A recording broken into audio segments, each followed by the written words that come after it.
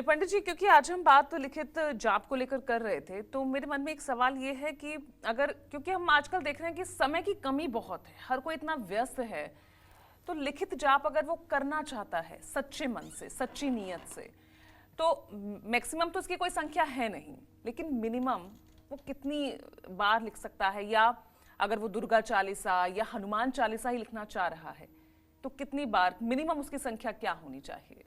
अगर कोई चालीसा लिखना चाहता है हाँ। तो एक बार, कम से कम एक बार लिख एक दे, दिन में। एक दिन में। और अगर कोई मंत्र लिख रहे हैं तो कम से कम 108 बार लिखना चाहिए। चाहे ओम लिखें, चाहे राम लिखें, चाहे सीताराम लिखें, चाहे राधा कृष्ण लिखें, चाहे शिव शिव लिखें, चाहे उमा उमा लिखें, ये नाम जो हैं इनको कम से कम 108 बार न्यूनतम लिखना चाहिए।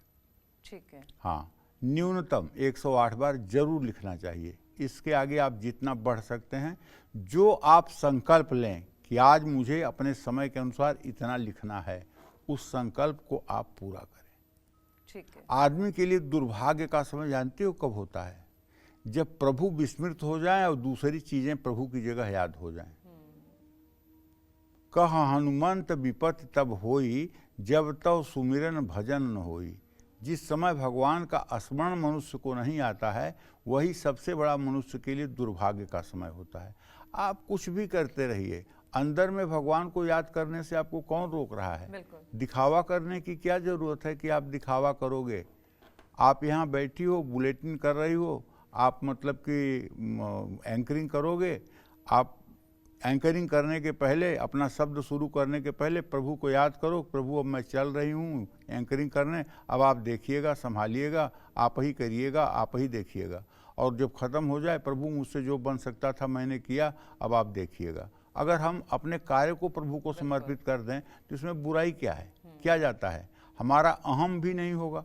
अगर कोई कहे भी आपसे, कह रही तुम तो बहुत अच्छा पूजा एंकरिंग करती हो, अरे मैं क्या करती हूँ, मुझे तो कुछ आता जाता नहीं है, मैं तो ऐसे कैमरे पर खड़ी होकर के पिक पिक कर देती हूँ।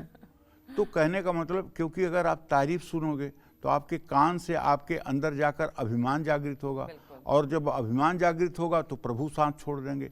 क्योंकि अहम जहाँ होता है वहाँ प्रभु नहीं रहते हैं। जहाँ दैन्य भाव रहता है, जहाँ अपने को नीचा समझा जाता है, वहीं प्रभु रहते हैं। सबरी ने भी कहा है, अधम ते अधम अधम अति नारी। और विभीषण से हनुमान जी ने कहा है, असमय अधम सखा मोहू पर रघुवीर। अपने को अधम कह रहे हैं हनुमान जी, इतने बड़े विद्वान, इतने बड़े भगवत भक्त।